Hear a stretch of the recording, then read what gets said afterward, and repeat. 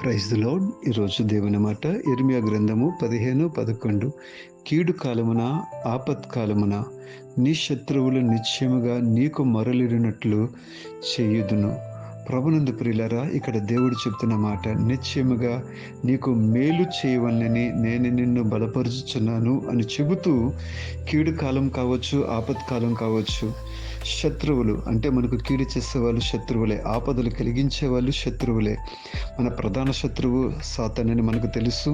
అంతేకాదు, వాడి అనుచరులు కూడా మనకు చాలాసార్లు కీడు చేయాలని అనేక రకాల కుట్రలు పన్నుతూనే ఉంటారు. ప్రతి క్షణం ఏదో ఒక దాడికి గురవుతూనే ఉంటున్నాం. అనేక పోరాటాలు, ప్రతి పరిస్థితుల్లో కూడా దేవుడు మనల్ని బలపరచాలని కోరుకుంటూ ఉన్నాడు. అందుకనే మేలు చేయవలనని నేను నిన్ను బలపరుచుచున్నానని చెబుతూ ఉన్నాడు. అలాంటి దేవునిని మనం కలిగి ఉన్నాం. విజయాలతో ముందుకు సాగిపోదాం. God bless you.